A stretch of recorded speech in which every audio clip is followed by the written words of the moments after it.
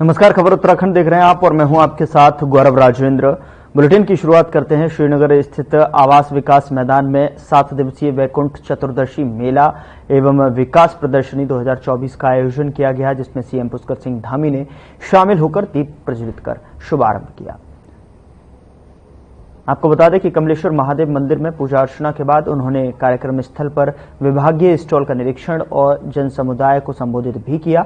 CM Dhami ने वैकुंठ चतुर्दशी पर्व पर भगवान कमलेश्वर महादेव मंदिर में मत्था टेका। उन्होंने भगवान शिव का जलाभिषेक कर प्रदेश की सुख समृद्धि की कामना की। सीएम धामी ने मेले के शुभारंभ समारोह कार्यक्रम में आए लोगों का स्वागत एवं अभिनंदन करते हुए कहा कि पीएम मोदी ने कहा था कि 21वीं सदी का तीसरा दशक उत्तराखंड का दशक होगा और आज हमारी डबल इंजन की सरकार पीएम के कहे कथ को चरितार्थ करने के लिए निरंतर कार्य कर रही है।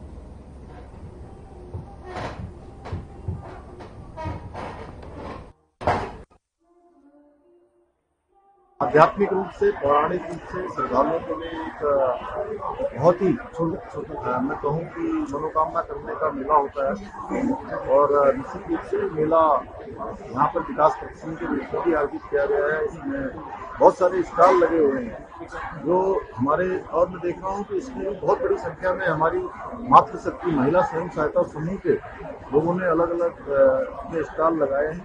बहुत अच्छे अच्छे उनके उत्पाद हैं, व्यंजन हैं।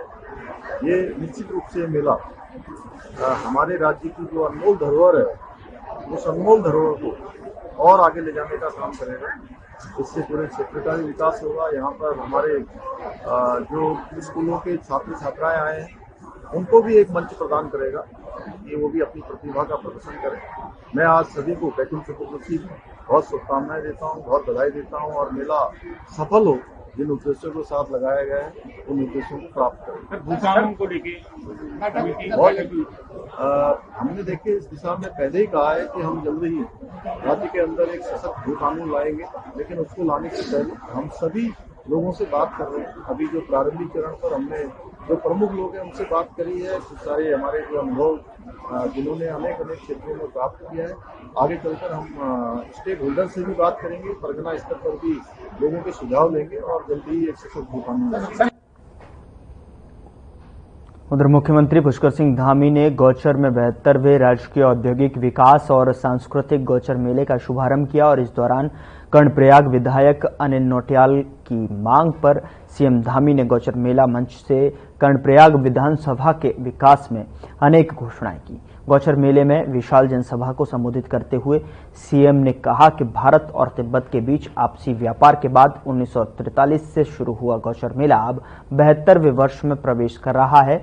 इस दौरान सीएम धामी ने चमोली में 4.93 करोड़ की लागत से नवनिर्मित उपसंभागीय परिवहन कार्यालय भवन का लोकार्पण किया।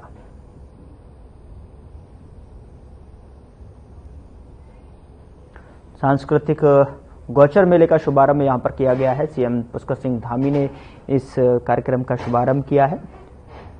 विशाल जनसभा को साथ में संबोधित करते हुए भी उन्होंने कई सांस्कृतिक गौचर मेले के को लेकर जो है लोगों के बीच में अपने संबोधन में भावनाओं को व्यक्त किया।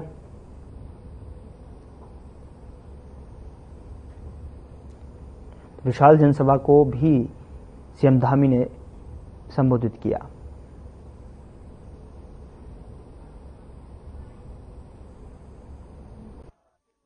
आपको पता है हाल ही में हमने गौचर में नियमित हेली सेवा की शुरुआत की है और मुझे पूरा विश्वास है कि इससे इस क्षेत्र में पर्यटन और अर्थव्यवस्था को एक नई मजबूती मिलेगी।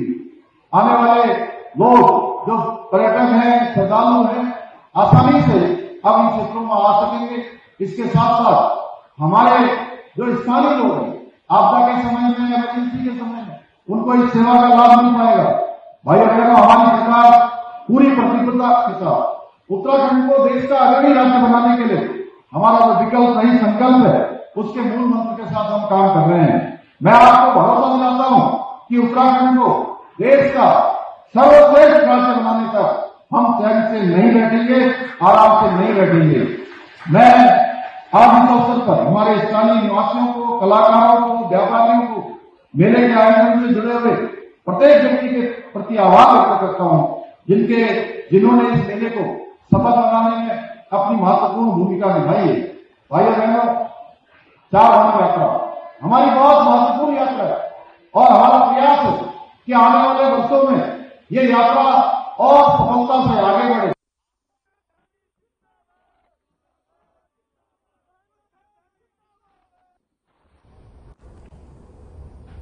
उधर नैनीताल उधम सिंह नगर लोकसभा से सीट से सांसद अजय भट्ट ने जसपुर विधानसभा क्षेत्र में भ्रमण किया और कार्यकर्ताओं से मुलाकात के बाद अजय सुभाष चौक पहुंचे, जहां उन्होंने एक दुकान पर पहुंचकर जसपुर की मशहूर सिंघाड़े की कचौरी का लुत्फ उठाया। साथ ही आपको बता दें कि इस दौरान अजय भट्ट के साथ पूर्व विधायक डॉक्टर शैलेंद्र मोहन सिंघल, प्रदेश कार्यकारिणी सदस्य मनोज पाल सिंह और ब्लॉक प्रमुख गुरताज सिंह भुल्लर, बीजेपी नेता जुम्मा ठेकेदार और कार्यकर्ता भी मौजूद रहे।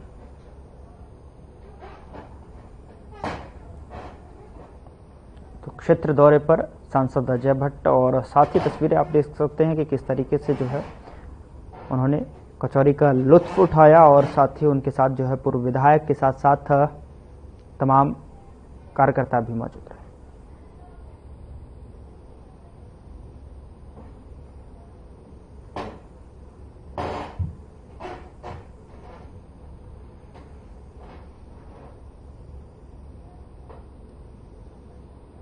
तो बीजेपी नेता और कार्यकर्ता यहां पर मौजूद रहे, जहां पर उन्होंने जसपुर की सिंघाड़े की जो कचौरी है वो उसका भी लुत्फ उठाया। और क्षेत्र दौरे पर सांसद अजय भट्ट के दौरान जो है ये तस्वीरें हैं जहां पर जो है उन्होंने कचौरी का आनंद लिया और जसपुर की स्पेशल सिंघाड़ा कचौरी का उन्होंने और उनके कार्यकर्ताओं ने यहां पर लुत्फ उठाया।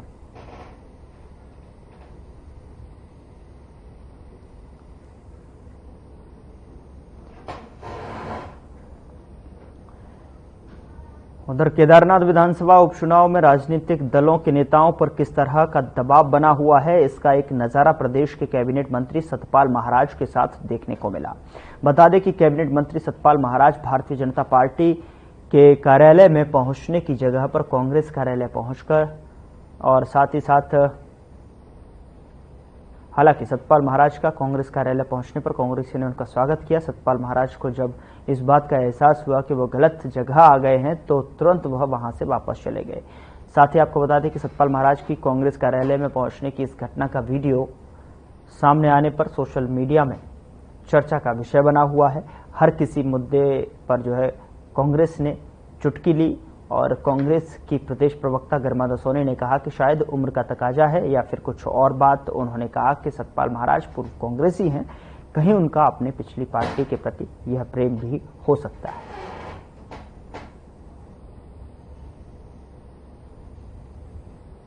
या तो उम्र का तकाजा है या फिर कुछ पहला प्रेम उनका उमड़ घुमड़ कर आ गया और वो झंडों के बीच में भेदभाव ही नहीं कर पाए कि कांग्रेस का झंडा है या भारतीय जनता पार्टी का झंडा है। क्योंकि अमूमन हर कार्यालय के बाहर से कार्यालय की जो पट्टिका होती है उसमें भी हमारे कलर्स होते हैं और जो हमारे झंडे लगे होते हैं उसमें भी कलर्स होते हैं।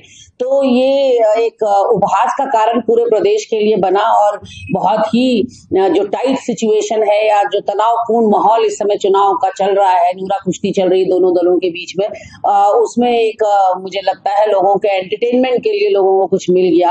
अब मंत्री जी इतना ही दिग्भ्रमित अपने विभागों में भी हैं, उनको कुछ नहीं पता उनके विभागों में क्या चल रहा है। उसी तरह से कल वो रास्ता भटक के भाजपा कार्यालय की जगह पे कांग्रेस कार्यालय पहुंच गए और बहुत जल्द उनको अपनी भूल का पता चला और वो उल्टे पांव लौटे हैं। अब देखने वाली बात ये होगी कि उनका संगठन इस बात पर क्या चुटकी लेता है।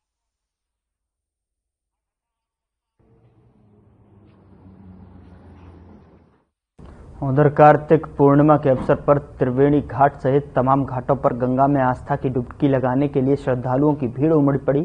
सुबह से ही श्रद्धालु गंगा घाटों पर डुबकी लगाने के लिए पहुंच गए। श्रद्धालुओं ने मां गंगा में आस्था की डुबकी लगाने के बाद मंदिरों में विशेष पूजा अर्चना की और घाट पर बैठे बाबाओं को दान देकर पुण्य अर्जित किया।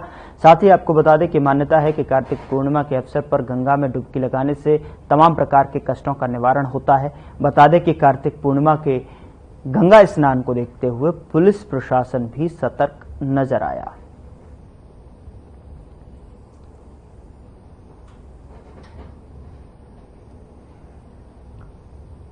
मंदिरों में विशेष पूजा अर्चना की गई और गंगा में श्रद्धालुओं ने जो है श्रद्धा की डुबकी लगाई। मान्यता ये भी है कि कार्तिक पूर्णिमा के अवसर पर जो है गंगा में डुबकी लगाने से जो है तमाम कष्टों का निवारण होता है और इसी दिन जो है कई श्रद्धालु जो है गंगा में डुबकी लगाते हैं और विधिवत पूजा अर्चना करते हैं और साथ ही साथ पूजा अर्चना करने के उपरांत जो है यहाँ दान भी देते हुए नजर आते हैं। तो मंदिरों की विशेष पूजा अर्चना की गई। ये तस्वीरें आप देख सकते हैं कि किस तरीके से कार्तिक पूर्णिमा के अवसर पर जो है श्रद्धालु गंगा घाटों पर एकत्रित हुए और मां गंगा में उन्होंने भावपूर्ण जो है श्रद्धा की डुबकी लगाई।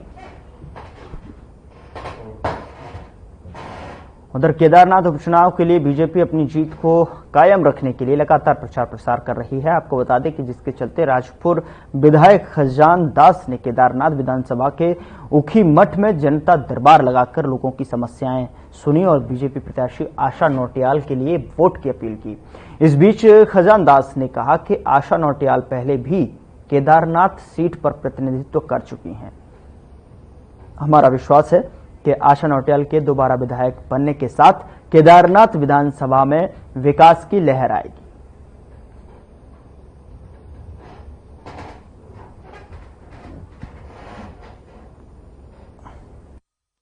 जनता पार्टी के परिवार ने विचार किया कि किसको यहां से टिकट दिया जाए और फिर भारतीय जनता पार्टी के मन में विचार आया, मोदी जी ने विचार किया कि आशा नौटियाल जी 2 बार की यहां से विधायक रही, 2002 से 2007 और 2007 से 2012 तक, और 2007 से 2012 तक हम साथ साथ एक ही सदन में थे और मैं आशा नौटियाल को भली भांति जानता हूं और इसलिए केंद्र ने विचार किया कि आशा नौटियाल को ही केदारनाथ विधानसभा से टिकट दिया जाए। और आज आपके बीच में प्रत्याशी के रूप में आप सबसे अपील करने के लिए, वोट मांगने के लिए और हम लोग भी उनके समर्थन में आपसे गुजारिश करने के लिए आए। उधर दिनेशपुर में एक क्रिकेट मैच का आयोजन किया गया। आपको बता दें कि दिनेशपुर अंतर्गत दुर्गापुर गांव के युवाओं का मानना है कि लगातार युवा वर्ग नशे की तरफ जा रहे हैं, जिसे रोकने के एक ही माध्यम है खेल के प्रति युवाओं को रुचि बढ़ाना, जिससे नशा रोका जा सकता है। और इसी मुहिम के साथ दुर्गापुर गांव के युवाओं ने जो है एक क्रिकेट प्रतियोगिता का शुभारंभ किया। इस दौरान युवा नेता नैनी बढ़ई ने कहा कि खेल के प्रति युवाओं को रुचि बढ़ाना और नशे के खिलाफ एक मुहिम लाना, दुर्गापुर के साथ साथ क्षेत्र के अन्य युवाओं को एक मुहिम में जोड़ने का एक प्रयास किया जा रहा है। उन्होंने कहा कि यहां क्रिकेट टूर्नामेंट प्रतिवर्ष कराया जाएगा।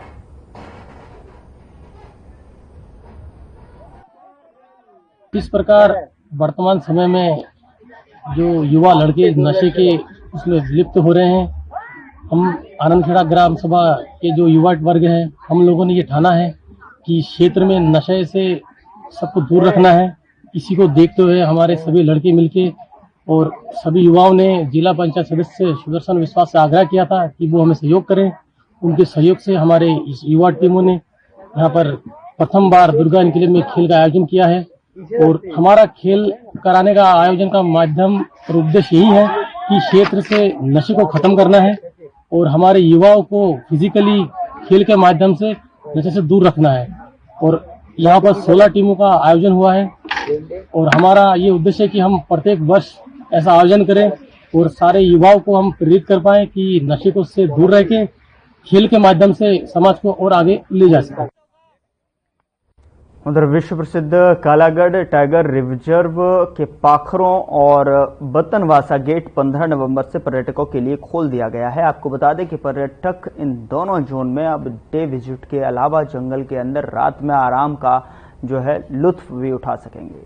पर्यटकों का शुक्रवार को केटीआर प्रशासन ने बतनवासा गेट पर भव्य स्वागत किया और सुबह 6:30 बजे बतनवासा गेट पर पर्यटकों का स्वागत करने के बाद पर्यटक इस गेट से हल्दू पड़ाव गए, जहां वो वन्य जीवों का दीदार कर सकेंगे।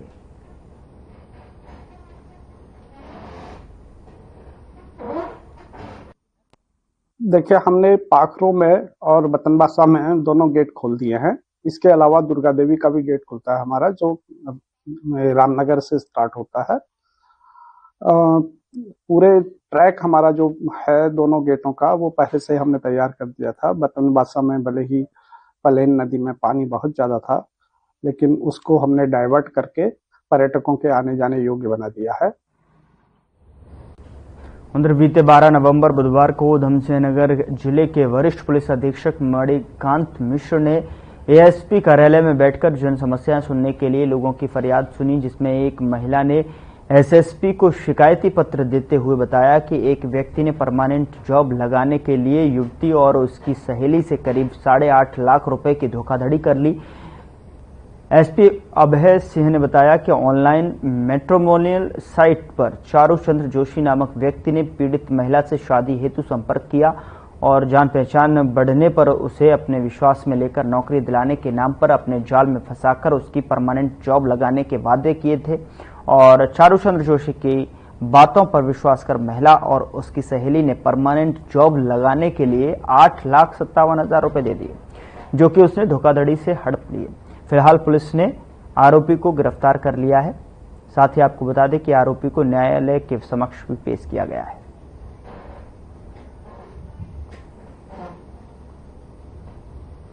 पीड़िता द्वारा अपना एक प्रकरण बताया गया था कि उसमें एक लड़का जो कि मैट्रिमोनियल साइट पे उससे सबसे पहले दोस्ती करता है, उसके बाद से उसको शादी का झांसा देता है और वो अपना परिचय ये देता है कि वह फार्मासिस्ट के पद पे है सरकारी अस्पताल हल्द्वानी में और उसकी ऊंची लेवल पे जान पहचान है। उसने अपना भी जो नियुक्ति है वो इसी माध्यम से कराई है, तो तुम कुछ पैसों का इंतजाम करो तो मैं तुम्हारी भी सरकारी नौकरी दिला दूंगा। और अपने पास से लोगों से कर्ज लेकर के जो अपने पास जमा पूंजी थी वो लगभग 3.5 लाख रुपए और इसी तरीके से लगभग 5.5 लाख रुपए के करीब में वो अपनी एक देहरादून कोई लड़की है उसके माध्यम से इसको दिलाई। इस तरह से ये 8,57,000 रुपए ले लेता है और लेने के बाद यह व्यक्ति उनको ब्लैक लिस्ट पे डाल देता है, उनके फोन नहीं उठाता, बल्कि जब ये पुलिस की कस्टडी में लिया जाता है और इसकी जब मोबाइल सर्च होती है तो लगभग उसमें 10 से 12 पीड़िताएं और हैं जिससे लगातार इसकी चैट चल रही है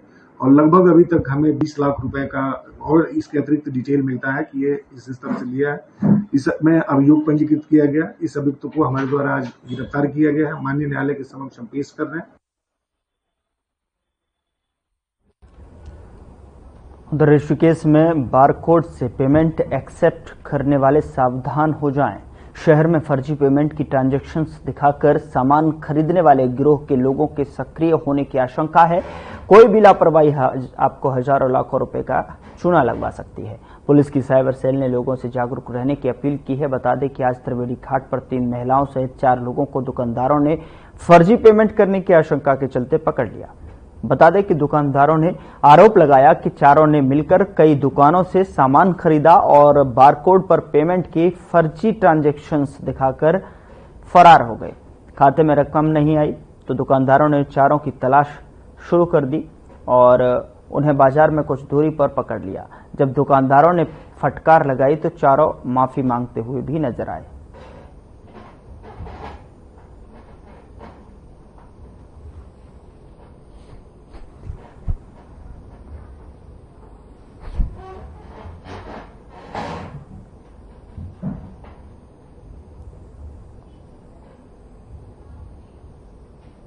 उधर ऋषिकेश कोतवाली परिसर में टेम्पो, ई ऑटो और ई रिक्शा यूनियन के पदाधिकारियों के साथ सीओ संदीप नेगी और एआरटीओ प्रवर्तन मोहित कोठारी ने बैठक की और शहर में स्टैंड और सवारी बैठाने उतारने की व्यवस्था को लेकर चल रहे टेम्पो, ई ऑटो और ई रिक्शा चालकों के आपसी गतिरोध को खत्म करने के प्रयास प्रशासन ने शुरू कर दिए हैं। आपको बता दें कि प्रशासन ने इन सभी वाहनों की यूनियन के पदाधिकारियों के साथ बैठक के जरिए हल निकालने की कोशिश की है। बता दें कि बैठक में सभी वाहनों के रूट निर्धारित करने को लेकर चर्चा हुई।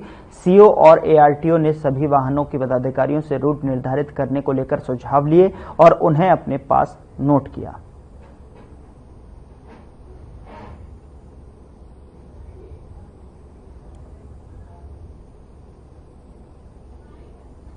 लोगों के साथ बैठ करके ई रिक्शा और यूनियन टैक्सी और टेम्पो यूनियन और सारे यूनियनों के साथ बैठक की गई थी। और बैठक में जो आपसी सहमति हुई और उनके विचार लिए गए, उसमें मेन मुद्दे जो थे, एक तो था कि बहुत ज़्यादा ई रिक्शा बाजार में घूम रहे हैं, इसको कैसे नियंत्रित किया जाए।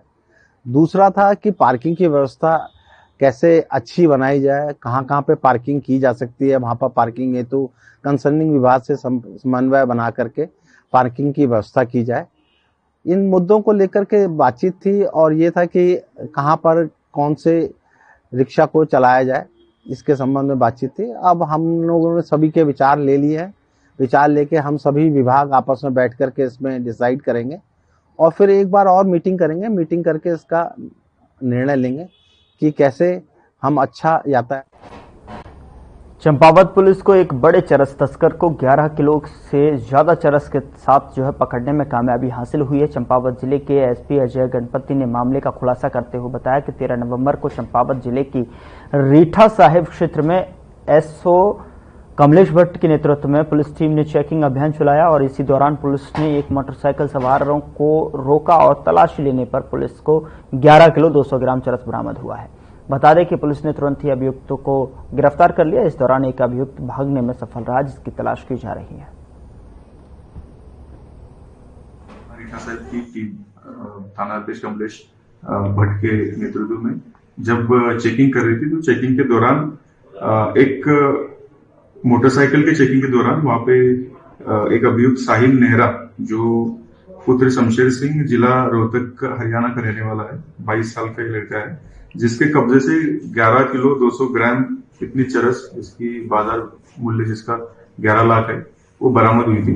तो मौके से अन्य एक अभियुक्त जो था वो फरार हुआ और बाकी पूछताछ में ये पाया गया कि 2 और अभियुक्त थे जो आगे एक 4 व्हीलर। देहरादून में दुर्घटनाओं का सिलसिला थमने का नाम नहीं ले रहा है। इसी कड़ी में देहरादून के आशा रोड चेक पोस्ट में कई गाड़ियां आपस में टकराईं, जिसके बाद पीछे से आ रहे कंटेनर ट्रक ने सभी वाहनों को रौंद डाला। बता दें कि वहीं इस मामले में देहरादून के एसपी सिटी प्रमोद कुमार ने कहा कि टक्कर इतनी जोरदार थी कि कंटेनर ट्रक और अन्य वाहन पलट गया, जिससे पिकअप वाहन में सवार 2 लोग घायल हो गए और इलाज के दौरान एक की मौत हो गई। साथ ही उन्होंने कहा कि इस हादसे में 2 पीआरडी के जवान भी घायल हुए। ये कंटेनर जो कि आशा रोड की साइड से नीचे की ओर आ रहा था ISBT की ओर, तो आशा रोड के पास जो स्टेट टैक्स विभाग की चेक पोस्ट है, तो उसके बाद उसके पास ये हादसा हुआ है। उस कंटेनर के द्वारा पहले तो एक कार को टक्कर मारी गई और उस कार के आगे एक पिकअप थी, तो कार को जैसे टक्कर लगी वो साइड हो गई और उसके बाद कंटेनर के द्वारा जो है पिकअप को टक्कर मार के और उसको पलट दिया गया नाले के किनारे पे उसको, और साथ साथ 1-2 वाहन और भी खड़े हुए थे तो उनको भी उसके। उधर मेरठ के दौराला से रुड़की में शादी समारोह में शामिल होने आ रहे बारातियों की स्कॉर्पियो कार दुर्घटनाग्रस्त हो गई। हादसा इतना जबरदस्त था कि स्कॉर्पियो कार के परखच्चे उड़ गए और कार लगभग 100 मीटर पलटती हुई जा गिरी। हादसा मंगलौर हाईवे पर गुड़ मंडी के पास हुआ। बता दें कि हादसे में 4 लोगों की मौत हो गई और 4 घायल हो गए हैं। हादसे के बाद घायलों को हायर सेंटर रेफर किया गया है। फिलहाल पुलिस इस पूरे हादसे को लेकर जांच कर रही है। बारात में शामिल होने आई एक स्कॉर्पियो के दुर्घटनाग्रस्त होने से तो मौके पर 2 लोगों की मृत्यु हो गई थी, जिसको पुलिस टीम के द्वारा अपने सरकारी थाना मोबाइल PC और 108 की सहायता से तत्काल घायलों को अस्पताल पहुंचवाया गया, जहां दौरान उपचार एक अन्य घायल की भी मृत्यु होने की खबर आई है। अभी एक अन्य घायल के भी मृत्यु होने की जानकारी मिली है, लेकिन उसकी पुष्टि कराई जा रही है। अन्य घायल 2 अस्पतालों में, सक्षम हॉस्पिटल और सिविल हॉस्पिटल रुड़की में उपचाराधीन है और जो लोग भी गंभीर हैं उन्हें हायर सेंटर रेफर किए जाने की कार्रवाई। उधर जनजातीय गौरव दिवस पर सीएम पुष्कर सिंह धामी ने प्रधानमंत्री नरेंद्र मोदी का वर्चुअल कार्यक्रम संबोधन सुना और उसमें मुख्यमंत्री आवास स्थित मुख्य सदन में आयोजित कार्यक्रम में विभिन्न वर्गों के लोग शामिल रहे। कार्यक्रम के बाद विभिन्न योजनाओं के लाभार्थियों का मुख्यमंत्री धामी ने प्रमाण पत्र बांटे और आपको बता दें कि चतुर्थ जनजातीय गौरव दिवस के अवसर पर जमुई बिहार से प्रधानमंत्री नरेंद्र मोदी ने देश को संबोधित किया और प्रधानमंत्री नरेंद्र मोदी ने जनजातीय समुदाय को लेकर केंद्र सरकार द्वारा किए जा रहे कामों को भी जनता को बताया।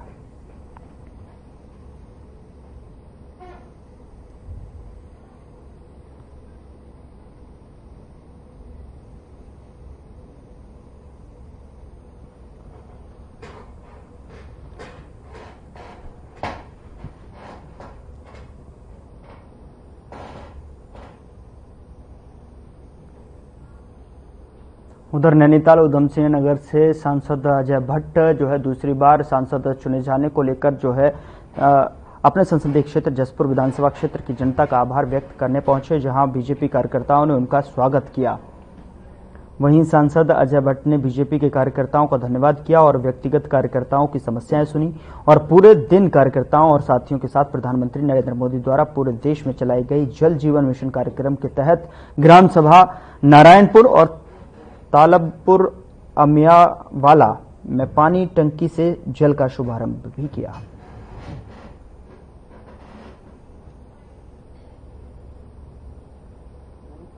तो मैं सब जगह जाके लोगों का धन्यवाद अदा कर रहा हूँ, जो डिमांड से हैं उनके लिए निर्देशित कर रहे हैं अधिकारीगण हैं। और जो पहले हमने काम किया है, जैसे अल्ट्रासाउंड की मशीन 30 लाख रुपए, 27 लाख रुपए अभी हमने अपनी जितनी भी एसएचजी की बहनें हैं उनके लिए भवन नहीं था, उसके लिए इसी तरह से छोटे मोटे काम, कहीं 5 लाख, कहीं 10 लाख, कहीं शमशान बनाना, कहीं पर अपने बहुउद्देशीय भवन बनाना, कहीं स्कूलों के कमरे देना, कहीं हॉस्पिटल में मशीनें देना, ये जो काम है वो भी साथ साथ करते जा रहे हैं। लोगों के प्रति मैं बहुत आभारी हूँ कि उन्होंने मुझे दोबारा संसद में भेज दिया और इसका मैं धन्यवाद विशेष कर अदा करने आया हूँ। और जो भी चाहे रोड हो, सड़क हो, बिजली हो, पानी हो, उसके लिए भी अधिकारीगण जो हैं तत्काल प्रभाव से निर्देश देके। फिलहाल बुलेटिन में इतना ही। नमस्कार।